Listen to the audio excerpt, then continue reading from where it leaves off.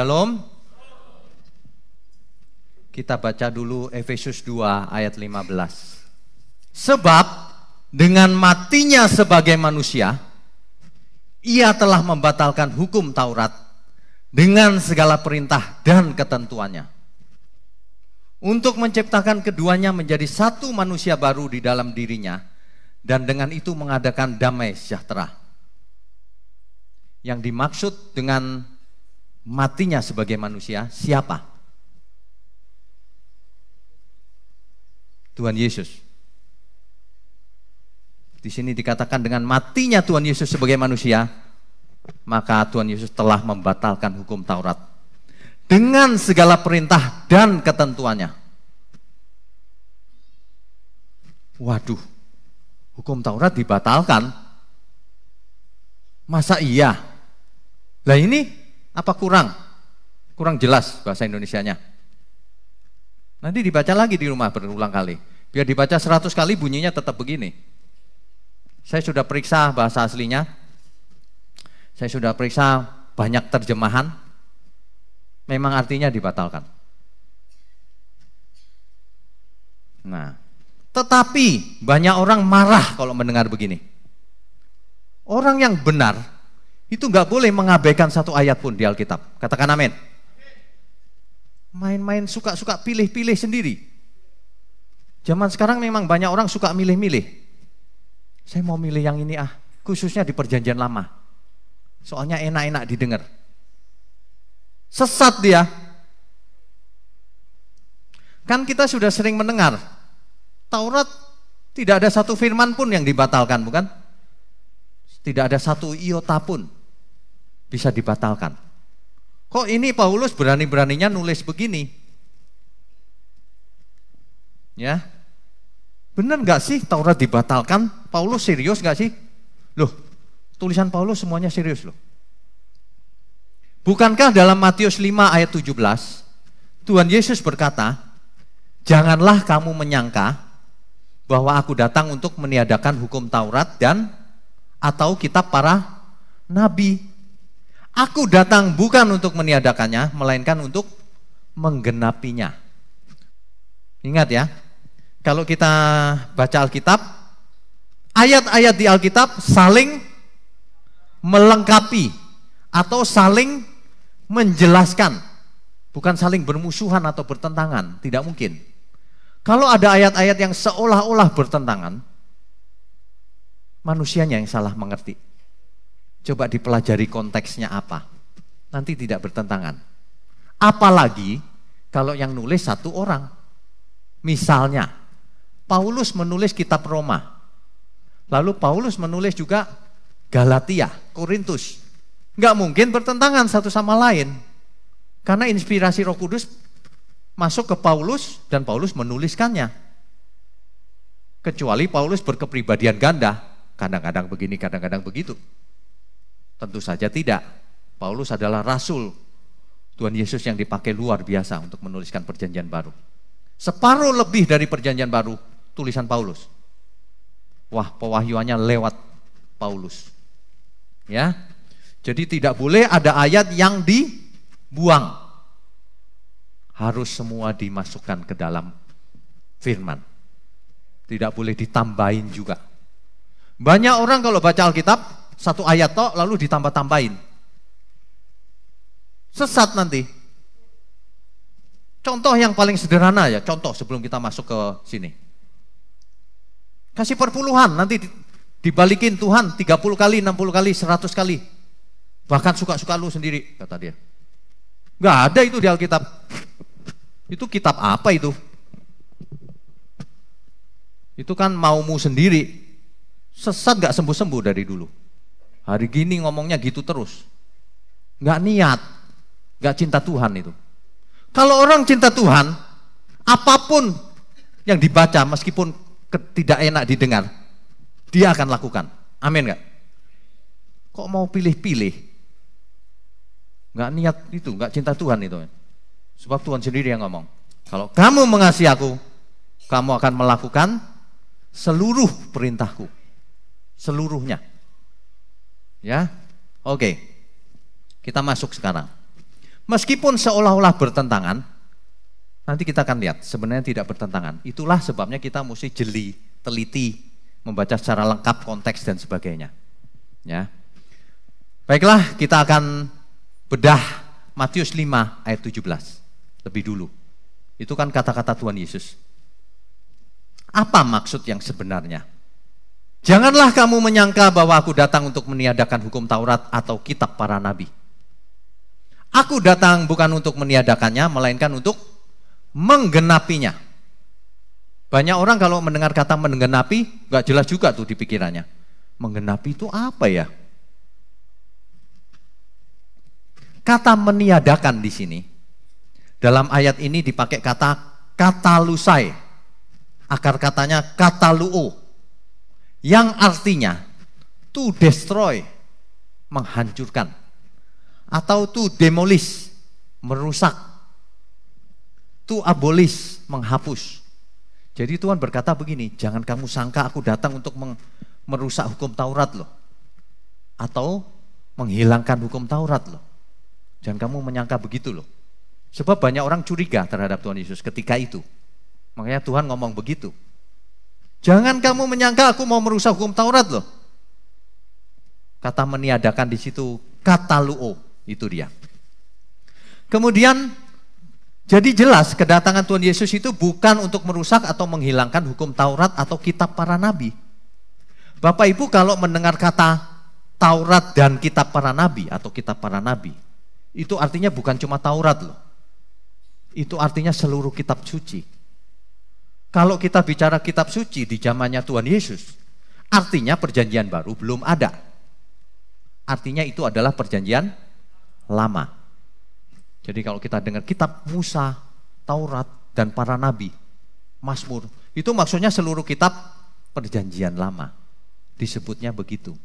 Makanya Tuhan berkata jelas, aku datang bukan untuk merusak kitab suci yang sudah ada. Bukan.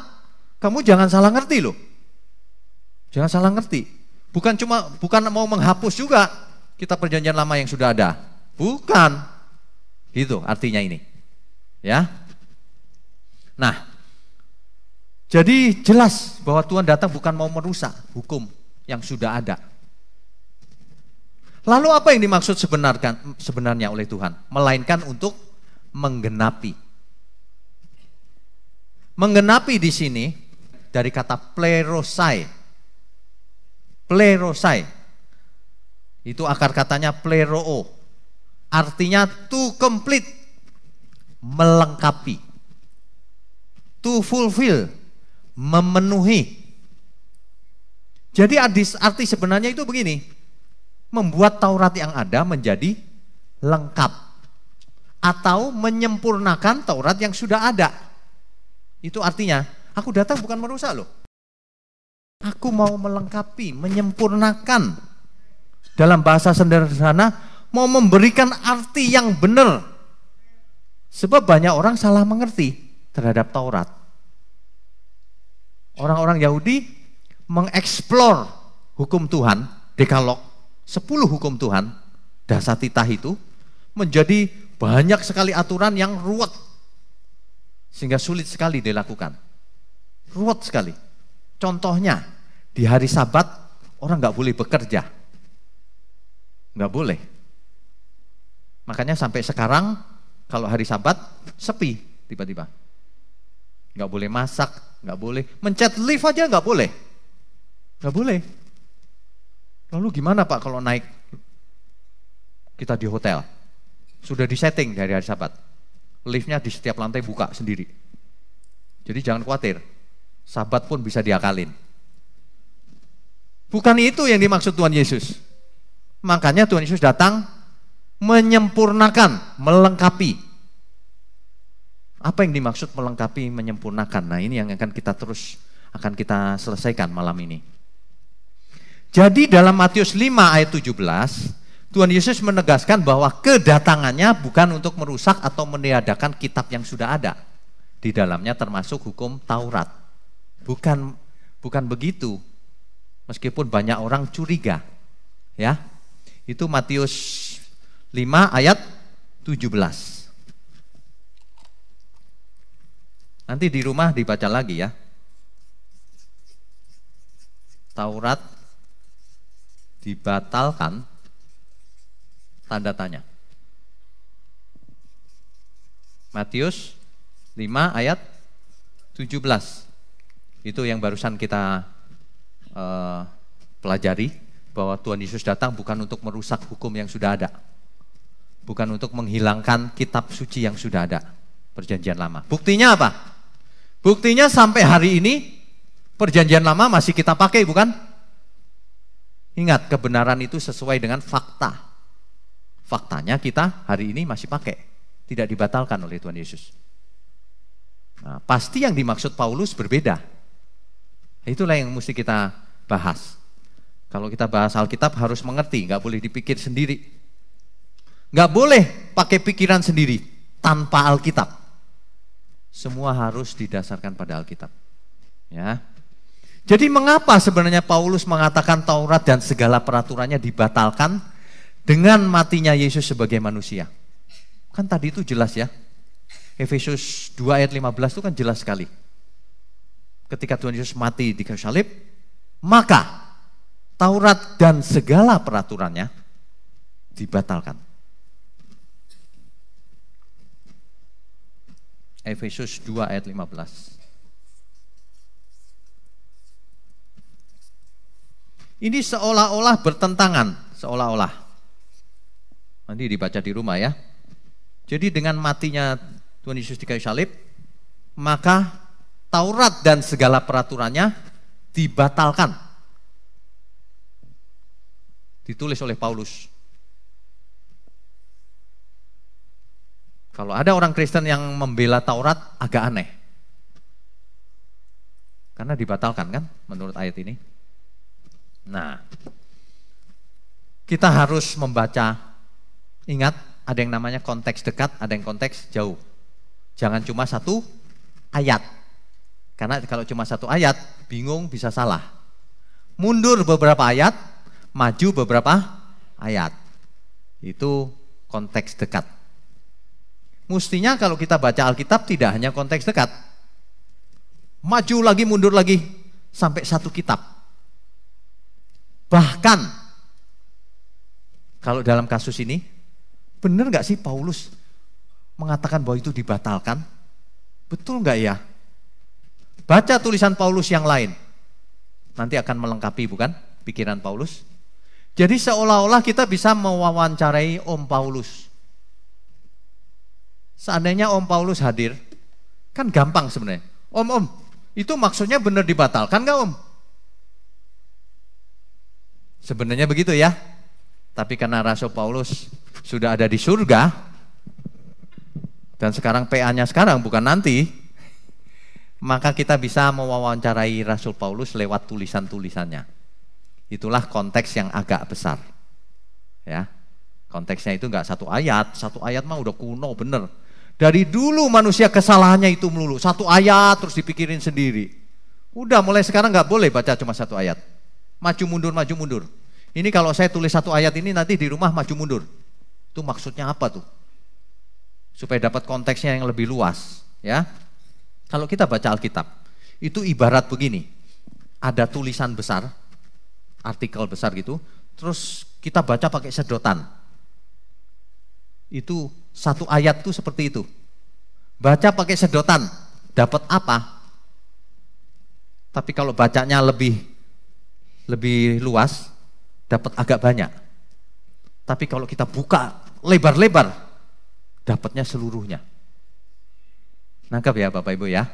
Amin. Jadi kalau baca Alkitab mulai sekarang harus berubah. Satu ayat mundur, maju mundur, satu pasal. Satu pasal masih ada pertanyaan sedikit.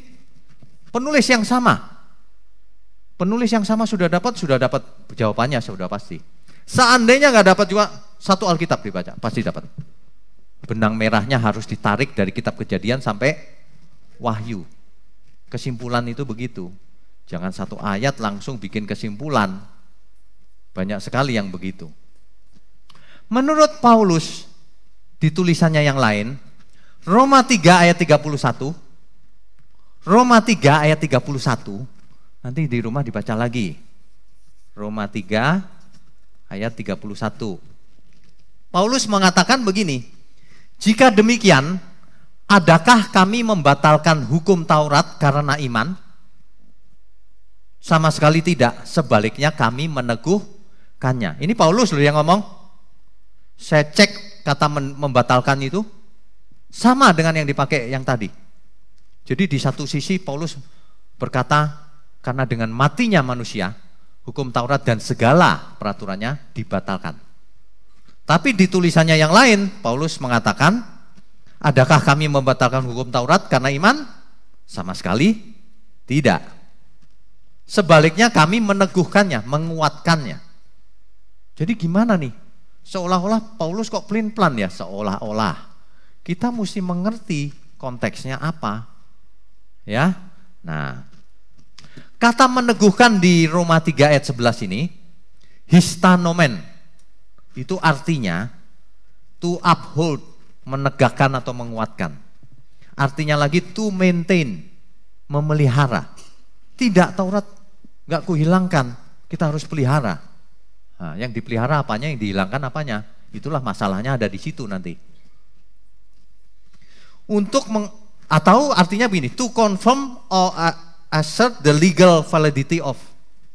Jadi untuk mengkonfirmasikan atau menegaskan keabsahan dari hukum Taurat itu. Kami justru menguatkan bahwa Taurat itu absah, legal. Dari Tuhan kan? Kan hukum Taurat dari Tuhan bukan? Hakikat Tuhan berubah nggak dari dulu sekarang sampai selamanya? Tidak, hati-hati. Kita mesti mengerti itu. Tuhan tidak pernah berubah loh. Jadi tidak mungkin Tuhan di masa lampau mengatakan A boleh, sekarang tidak boleh. Itu berubah namanya. Tidak, hakikat Tuhan tidak berubah. Manusia yang salah menangkap intinya, esensinya. Lalu bagaimana dengan Efesus 2 ayat 15 tadi? Dengan matinya sebagai manusia, ia telah membatalkan hukum Taurat dengan segala perintah dan ketentuannya. Saya cek bahasa aslinya kata membatalkan. Membatalkan di sini katargesas, teks aslinya. Akar katanya katargeo, yang artinya to set aside. Apa itu to set aside? To set aside itu begini. Kalau ini ya, disampingkan. Makanya orang Kristen jangan disuguhi hukum Taurat. Kamu harus hidup menurut hukum Taurat. Enggak. Nangkap ya? Dihilangkan, dibatalkan itu bukan di set aside, to set aside, dikesampingkan. Itu salah satu artinya. Dikesampingkan. Atau dalam arti lain, to cause something to become idle. Membuat Taurat menjadi tidak terpakai, idle. Atau inactive, tidak aktif lagi. Atau inoperatif, tidak beroperasi lagi hukumnya. Atau useless, tidak berguna lagi. Wah, gimana ini Pak? Jadi bingung lagi. Makin tambah bingung saya Pak. Gitu ya. Kita teruskan dulu. Dengan demikian, kalau kita perhatikan dari data atau informasi yang tercatat di Alkitab, kalau kita pelajari latar belakangnya, Taurat itu seperti apa, kemudian kita kan kalau baca Alkitab itu sebenarnya idealnya harus tahu latar belakangnya, harus tahu budaya saat itu, harus tahu apa yang berlaku hari itu. Inilah yang agak sulit. Makanya kita mesti teliti apa sih maksudnya Taurat yang dibatalkan oleh Paulus ini apa dengan segala peraturannya itu. Apanya? Nah, kalau apanya kita bisa lihat faktanya hari ini. Orang Yahudi masih beragama Yudaism, bukan? Masih melakukan Taurat enggak? Masih. Orang Kristen melakukan Taurat enggak? Bingung jawabannya. Ada enggak orang Kristen yang masih seperti Yahudi persis? Ada, berarti dia bukan Kristen. Karena Kristen bukan Yahudi. Kristen to be like Christ. Seperti Kristus. Bukan seperti Yahudi. Kalau Yahudi kan kalau berdoa, dia cari kiblat. Yerusalem di sebelah mana ya? Dia cuci tangan, cuci muka dulu. Itu Yahudi. Di bulan-bulan tertentu mereka puasa. Di hari Sabat mereka lakukan hari Sabat. Sepi kota. Kita lakukan nggak? Dibatalkan nggak artinya? Tuh. Dilakukan nggak? Dibatalkan nggak? Lu terus maksudnya apa? Jadi Bapak Ibu tahu ya, ketika di Gunung Sinai, Musa diberi 10 hukum Tuhan. Dasatitah atau disebut dekalog. 1, jangan ada padamu ilah lain di hadapanku. 2, 3, 4 sampai 10 kan? 10 itu ditulis di 2 loh batu. 10 itu kalau ditulis sebentar ya. Tetapi oleh orang Israel dikembangkan. Misalnya, ingatlah hari Sabat, kuduskan hari Sabat. Itu dikembangkan menjadi rumit. Kalau hari Sabat nggak boleh masak, nggak boleh bepergian sampai berapa ratus langkah, nggak boleh. Bayangkan kalau hari Sabat nggak boleh melangkah 1 langkah pun. Jadi apa kita? Ini ratusan langkah. Di hari Sabat nggak boleh menyembuhkan orang sakit. Betul? Kan begitu, banyak aturan dikembangkan dari Dasatitah. Yang dibatalkan oleh Paulus, pengembangannya itu loh, aturan-aturannya.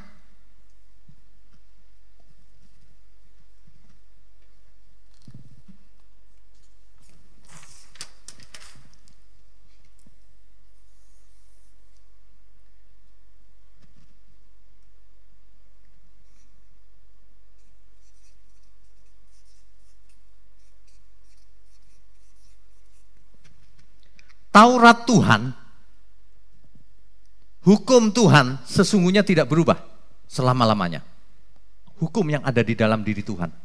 Karena Tuhan kita tidak berubah dulu, sekarang, dan sampai selamanya. Kalau Tuhan berubah-ubah, kita yang bingung. Gimana yang mengikuti kehendak Tuhan berubah-ubah? Enggak. Pribadi Tuhan luar biasa. Jadi Taurat Tuhan itu tidak berubah. Tetapi ada kembangannya yang dikembangkan tadi itu. Pengembangannya, bukan intinya. Inti Taurat ada. Pengembangannya ini yang banyak. Kalau hari Sabat nggak boleh masak, nggak boleh ini, nggak boleh itu. Kalau di hari ke-8 harus disunat, dan seterusnya, dan seterusnya. Pengembangannya inilah yang dibatalkan. Intinya tetap sama. Jelas nggak? Tuhan pernah ditanya oleh para ahli Taurat, Farisi,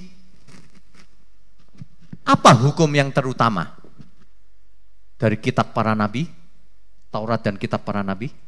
Apa hukum yang terutama? Masih kan nggak? Ada 2.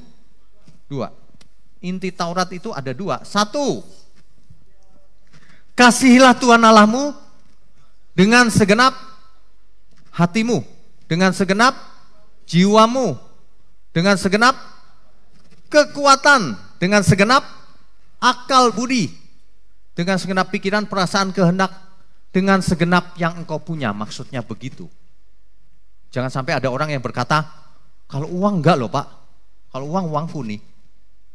Segala yang kita punya itu milik Tuhan. Kasih Dia dengan segala yang ada pada diri kita. Ya, itu intinya. Yang kedua, yang sama dengan yang pertama itu, kasihlah sesamamu seperti engkau mengasihi diri sendiri.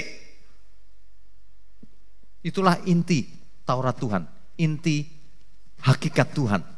Selamanya tidak akan pernah berubah. Jadi kita mendeteksi kepalsuan di dunia ini gampang sebetulnya.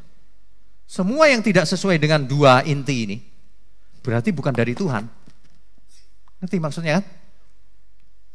Kalau dari Tuhan nggak mungkin melanggar dua ini. Ini intinya soalnya. Dan pribadi Tuhan tidak pernah berubah selama-lamanya. Jadi mendeteksi kepalsuan itu gampang sekali dengan dua ini. Kalau ada orang yang mengumbar nafsunya pun boleh, diperbolehkan, pasti bukan dari Tuhan, melanggar dua ini. Itu aturan yang dibuat manusia pasti. Gampang ya mendeteksinya ya. Makanya yang bukan inti, boleh dibilang disampingkan aja deh, dikesampingkan aja deh. Atau kalau Paulus mau mengajari orang dengan keras itu, dibatalkan. Tapi yang di dalamnya intinya nggak pernah dibatalkan selama-lamanya. Ini jawaban Tuhan Yesus jelas loh ketika itu. Faktanya, apakah benar dibatalkan? Ya saya mau nanya aja, yang ini kembangannya ini dibatalkan, bukan intinya. Saya mau tanya aja, Bapak Ibu tahu hukum Taurat nggak? Di Perjanjian Lama. Aturan-aturan yang ada. Di hari ke-8 harus disunat bayi. Bapak Ibu melakukan itu nggak? Kekristenan ditekankan hal itu nggak? Enggak. Ingat, Paulus menulis, yang penting bukan sunat fisik, tapi sunat hati. Jelas banget ya. Wah itu luar biasa loh. Tadinya orang Israel tuh yang diurusin cuma fisik. Dia berpikir kalau fisiknya sudah dilakukan Tuhan seneng gitu. Paulus datang, dia rasul Tuhan Yesus. Yang penting sunat hati. Di Perjanjian Lama ada berbagai macam persembahan. Di Perjanjian Baru dibatalkan nggak? Sebenarnya disempurnakan. Banyak orang itu nggak konsisten. Dia bilang Perjanjian Lama nggak pernah dibatalkan. Ikuti semuanya. Kasih perpuluhan, kasih buah sulung, kasih nanti 7 tahun para hamba dibebaskan. Di tahun Yobel besar beli rumah kembaliin sama yang jual. Ayo lakukan Taurat. Enggak kan? Nggak ada orang melakukan kan? Nggak ada, memang bukan itu intinya. Inti hukum Tuhan bukan itu. Mengada-ada akhirnya manusia itu. Manusia itu cenderung mengada-ada kalau ngomong agama itu. Agama Yahudi ini misalnya. Dibuat ruwet banget gitu. Sampai menyembuhkan orang sakit aja nggak boleh di hari Sabat. Kan itu kebablasan namanya. Makanya Tuhan Yesus memberi contoh. Di hari Sabat menyembuhkan orang sakit. Dikomplain kan sama para ahli agama. Loh kok hari Sabat bekerja? Tapi Tuhan tahu ketidak konsistennya orang-orang itu. Kalau dombamu tersesat kau cari gak? Cari, gak mau rugi dia. Kalau hari Sabat jangan dicari dong harusnya. Kenapa kau cari? Memang gak benar manusia-manusia itu. Inti hukum Taurat mereka gak ngerti artinya.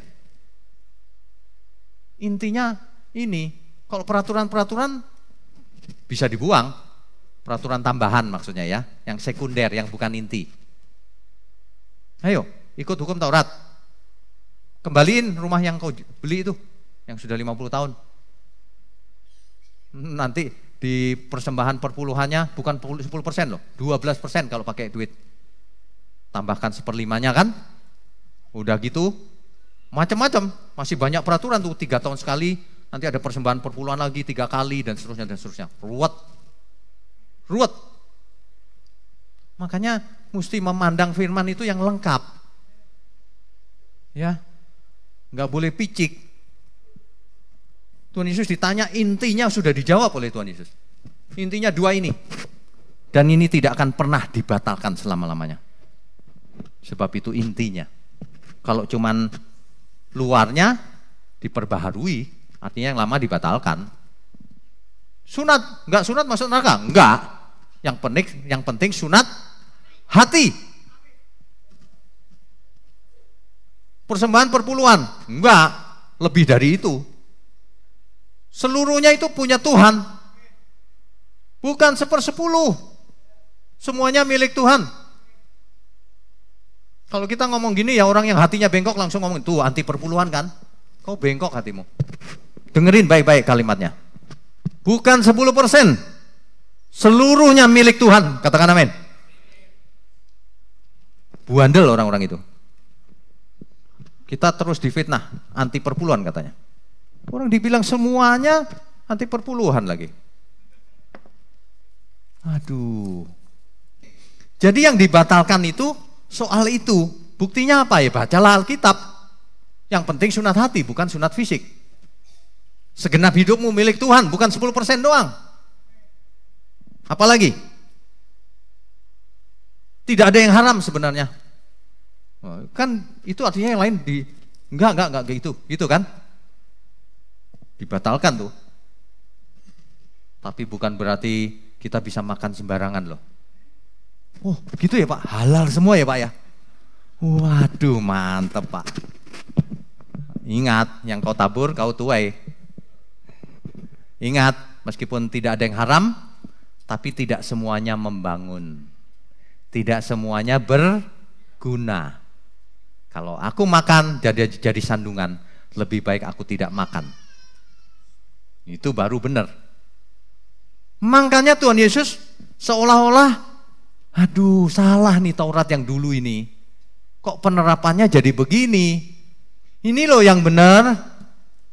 Ini loh yang benar. Gitu loh. Taurat yang disempurnakan, hukum Allah yang sebenarnya, hukum Tuhan yang sebenarnya. Bukan seperti itu yang kau buat-buat semua itu. Itu nggak penting. Ada yang jauh lebih penting. Makanya Paulus ketika ngomong dibatalkan dengan matinya Tuhan Yesus. Yang dibatalkan itu, yang luar-luarnya itu. Intinya malah diperkuat, diteguhkan. Kalau kamu mengasihi sesama, itu maksudnya. Kau berbuat untuk aku. Kalau kamu membenci saudaramu, kamu sudah jadi pembunuh loh. Dulu belum. Kalau membenci kan nggak ketahuan di dalam hati. Kalau dulu membunuh secara fisik, baru melanggar hukum Taurat. Bukan itu yang dimaksud Tuhan. Kalau kamu benci pun kamu udah seorang pembunuh loh kamu. Dulu kalau berbuat zina sudah melakukan gitu baru berbuat zina. Kok sekarang enggak? Kalau kamu memandang lawan jenismu dan kamu mengingininya dan kamu tergerak syahwatmu, maka kamu sudah berzina. Artinya yang dulu artinya jadi mendalam. Sekarang dalam banget. Bukan begitu fisik gitu. Bukan, ini loh dalam artinya. Bukan kalau kau ke gereja berdoa tiap hari teratur, jam-jamnya teratur kayak orang Yahudi gitu. Terus Tuhan seneng gitu. Apalagi kalau doamu hafalan. Doa dari kecil hafalan terus. Misalnya doa Bapa kami. Hafalan lagi. Doa itu dialog. Lihat Tuhan Yesus sering berdoa, dialog dengan Bapaknya. Bukan doa seperti hari ini. Kalau pengen sesuatu, doa minta. Dalam nama Yesus, pasti dikabulkan. Gak ada Alkitab begitu. Kau gak ngerti ayat. Kamu gak ngerti berarti konteksnya. Gak ada loh yang begitu. Menggunakan nama Tuhan Yesus suka-suka sendiri. Hari ini banyak orang suka doa Yabes. Doa Tuhan Yesus malah gak dipelajari. Banyak orang parkir di perjanjian lama. Gak mau maju. Padahal yang ditunggu-tunggu, yang sempurna sudah datang. Taurat yang gak penting-penting di luarnya itu dibuang. Tapi intinya bertahan selamanya. Karena itu pribadinya Tuhan. Pribadi Bapa. Dua itu intinya. Cuman pengertiannya diperdalam oleh Tuhan Yesus. Diperdalam. Kalau dulu mencuri, tangannya udah mencuri. Kalau sekarang kamu mengingini sudah mencuri. Betul nggak? Dengan prinsip yang sama kita mengerti apa yang dimaksud Tuhan Yesus. Ada orang bertanya sama saya, Pak, kita perlu puasa nggak Pak? Perlu nggak puasa? Kalau kita mengerti pikiran perasaan Tuhan berdasarkan banyak kasus yang ditulis di Alkitab, kita akan tahu jawabannya. Puasa perlu nggak? Pak, aku itu suka makan loh Pak. Wah, makanku itu udah duren, kambing, babi, semua aku makan Pak. Bergerak pokoknya aku makan Pak. Gimana ya Pak? Enak sih Pak. Tapi untuk melawan hawa nafsuku, aku puasa Pak. Seminggu atau sebulan deh. Bulan ini adalah bulan puasa. Aku puasa nggak makan itu Pak. Sebulan. Begitu bulan puasanya selesai, yes, makan lagi dia. Emang begitu? Hukum Tuhan itu nggak begitu. Saya jawab, orang Kristen harus puasa selama-lamanya. Artinya hawa nafsunya nggak boleh dikeluarkan. Matikan natur dosa kita. Dari manusia duniawi menjadi manusia Allah. Matikan, puasa terus, enak aja. Nanti kalau nggak puasa boleh gitu. Nggak boleh selamanya. Tidak boleh kita sedetik pun melakukan sesuatu yang tidak Tuhan kehendaki. Ada amin? Kita beri kemuliaan untuk Tuhan. Kalau kita mengerti inti Taurat Tuhan, maka kita bisa hidup dengan lebih benar. Tanpa perlu sampingan-sampingan yang nggak penting banget. Banyak yang nggak penting loh. Kita harus hidup yang penting-penting aja. Nah, nanti di rumah dibaca Efesus 2 ini dari ayat 11 sampai 22. Jadi nanti di rumah dibaca Efesus 2 dari 11 sampai 22. Di ayat ke-18 itu Alkitab mengatakan begini. Karena oleh Dia kita kedua pihak dalam satu roh beroleh jalan masuk kepada Bapa. Karena apa? Oleh Dia. Karena oleh Kristus, maka orang Yahudi dan non-Yahudi dulunya terpisah. Karena Taurat, Yahudi merasa hebat karena punya Taurat. Yang non-Yahudi merasa tidak bisa ke surga. Disatukan oleh Kristus. Dengan matinya Kristus itu. Untuk mempunyai jalan ketemu Bapa. Waduh, hebat. Artinya orang Yahudi nggak boleh lagi ngomong kafir, nggak boleh. Makanya di Perjanjian Baru ditulis, kalau orang mengatakan saudaranya kafir sesama, dia harus dibuang ke api neraka. Di api yang menyala-nyala. Hari ini banyak orang mengatakan orang lain kafir. Itu calon ke neraka itu. Udah pasti, hukum Tuhan itu nggak kompromi. Yang begitu mau ke surga, labelnya surga, dalamnya neraka. Mana ada surga begitu. Nah, kebenaran ini yang kita baru bahas ini ditulis oleh Paulus dalam berbagai tulisannya. Salah satunya Roma 10 ayat 4. Roma 10 ayat 4. Jadi ditulis oleh Paulus Roma 10 ayat 4. Sebab Kristus adalah kegenapan hukum Taurat, sehingga kebenaran diperoleh oleh tiap-tiap orang yang percaya. Kalau tidak ada Kristus, kebenaran nggak bisa diperoleh oleh tiap orang yang percaya. Itu artinya. Apa yang dimaksud Kristus adalah kegenapan hukum Taurat? Apa maksudnya?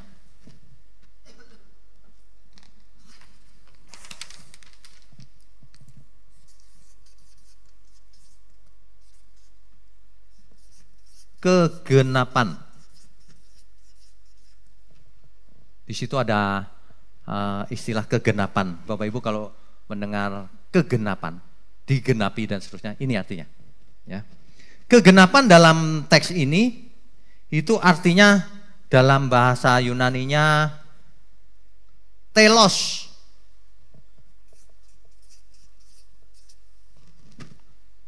Telos.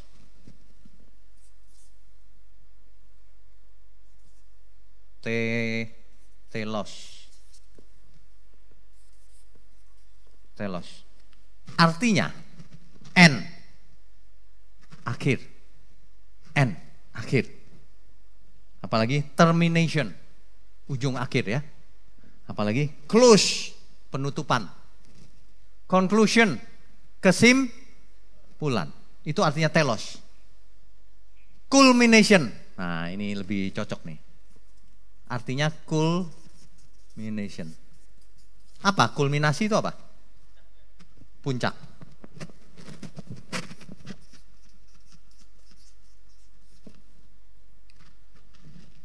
Kristus adalah puncaknya. Udah jelas. Dulu orang Israel belajar pelan-pelan soal Taurat. Mengenal Allah.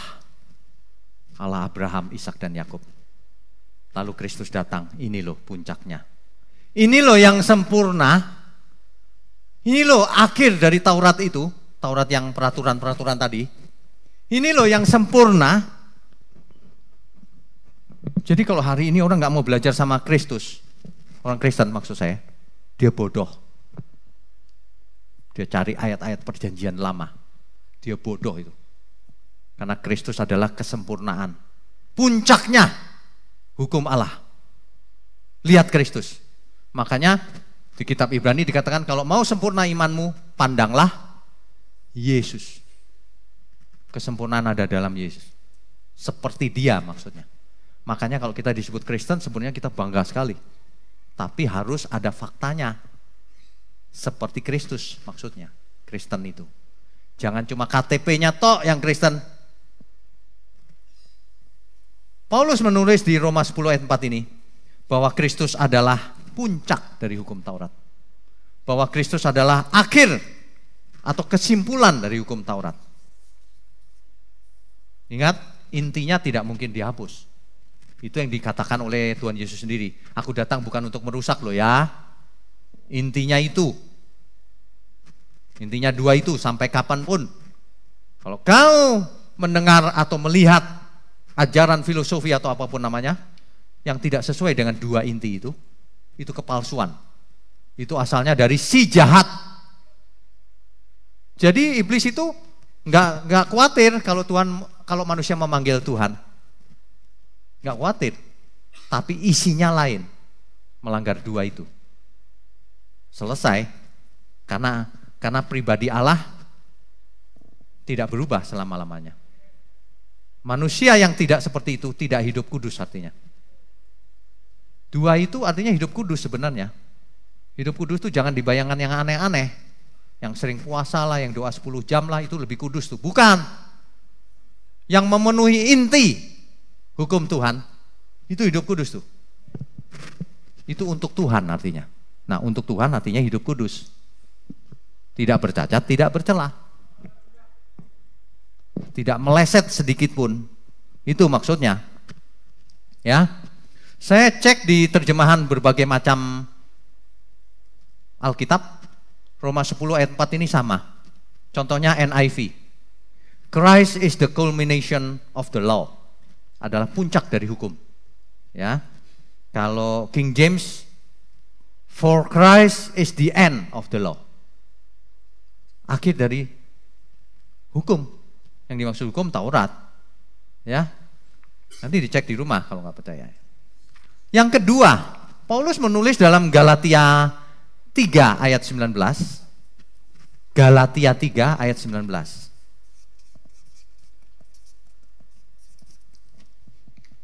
Kan ini orang yang sama, Paulus, Rasul Paulus, Om Paulus.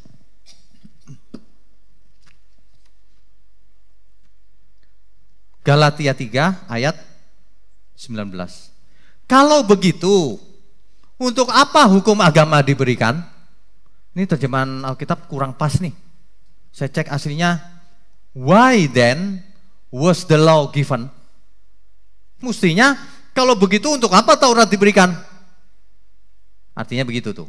Jawabnya ialah bahwa hukum itu ditambahkan. Ditambahkan. Untuk menyatakan pelanggaran manusia. Salah loh kamu nggak sesuai hukum ini. Begitu. Tetapi hukum itu berlaku hanya sampai itu dia. sampai datangnya keturunan yang dimaksud. Sampai datangnya Kristus. Udah, jelas kan? Masih mau ngomong hukum Taurat berlaku. Peraturannya nggak berlaku. Intinya tentu saja berlaku selama-lamanya. Inti hukum Tuhan kan? Kodratnya Tuhan. Hakikatnya Tuhan nggak pernah berubah pasti. Jadi jangan salah mengerti ya.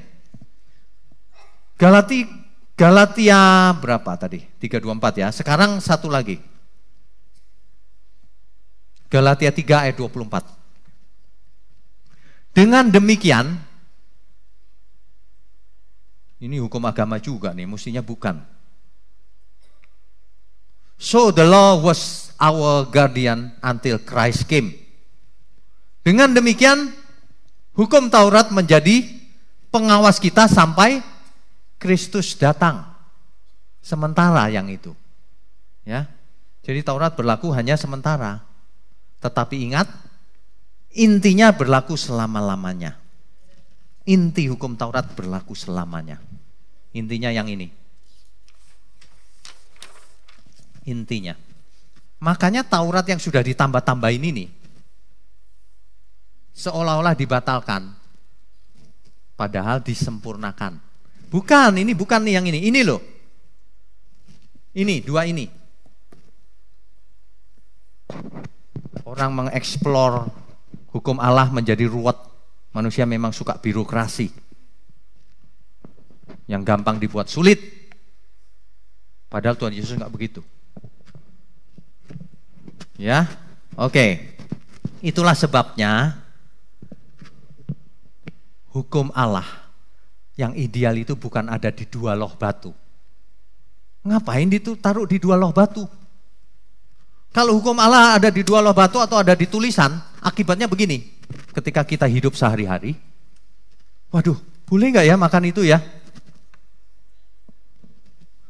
Waduh, kalau mengalami hal ini, dia ngutang nggak bayar, boleh nggak ya? Ku bunuh dia ya. Mata ganti mata, gigi ganti gigi. Waduh, kalau itu berlaku banyak orang buta dan ompong. Aduh, repot ya. Itulah Tuhan akhirnya menyempurnakan. Di kitab Ibrani penulisnya kan gak jelas tuh. Kemungkinan besar Paulus juga. Karena bahasa Yunaninya tingkat tinggi. Di kitab Ibrani 8 ayat 10. Tetapi sekarang, inilah perjanjian yang akan kubuat dengan umat Israel pada hari-hari yang akan datang. Kata Tuhan. Ini mencomot perjanjian lama sebenarnya. Jadi ketika sampai ke perjanjian baru, yang dimaksud Israel, itu bukan Israel secara daging loh. Keturunan Israel secara fisik, bukan. Dibaca yang lengkap nanti di rumah. Yang dimaksud Israel sejati adalah yang melakukan kehendak Bapa. Yang melakukan hukum.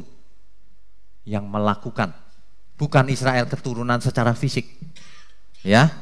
Nah, Tuhan berkata begini, Aku akan menaruh hukumku ke dalam pikiran mereka dan menulisnya pada hati mereka.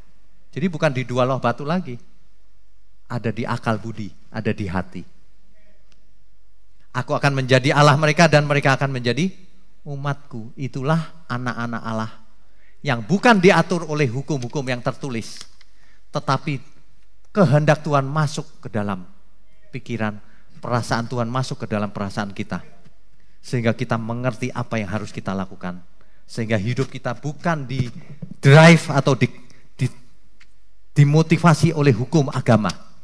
Tapi dimotivasi oleh Tuhan sendiri. Amin. Itulah hukum Tuhan, inti Tuhan. Inti hukum Tuhan ditaruh dalam akal budi.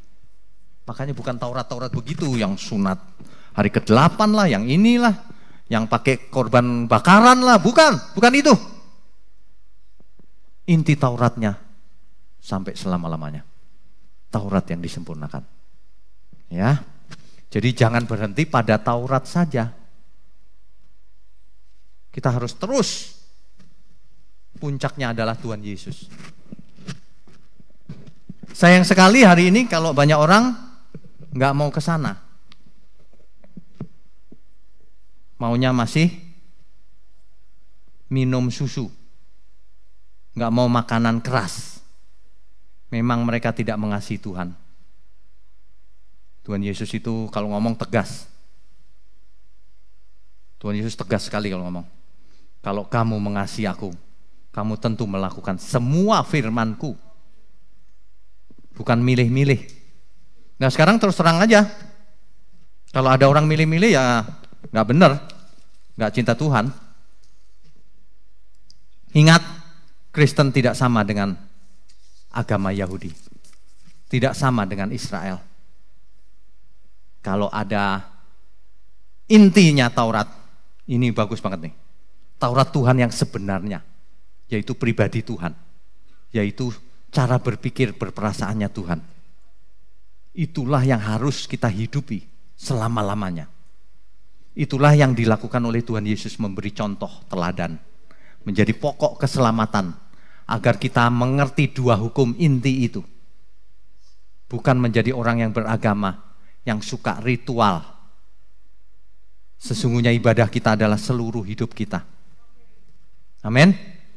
Bukan seperti yang Taurat zaman dulu, tapi seperti Taurat Tuhan yang sesungguhnya, yang sebenarnya menjadikan kita manusia-manusia Allah. Saya itu bingung begini, kalau ada orang yang mengaku Kristen tetapi nggak mau loh ayat-ayat perjanjian baru. Saya nggak ngerti cara berpikirnya, nggak ngerti. Makanya lagu-lagunya orientasinya perjanjian lama juga kan, kelihatan. Nggak mungkin dia lagunya Tuhan Engkau mengingat aku waktu alam semesta menderu. Engkau datang sebagai Raja menjemput orang saleh semua. Harimu yang mulia, ku harap segera tiba. Gak ada orang nyanyi begitu kalau gak ngerti perjanjian baru. Kenapa? Takut kiamat. Capek deh. Dulu di zaman Taurat, orang tidak mengerti bahwa Tuhan Yesus akan datang menjemput orang-orang yang menjadi manusia Allah. Mereka taunya kalau melakukan Taurat. Itu pun mereka nggak tahu kalau mati kemana. Alkitab perjanjian lama nggak pernah ngomong kan tentang surga. Setiap yang mati, lalu mereka bersama nenek moyangnya. Ngomongnya begitu.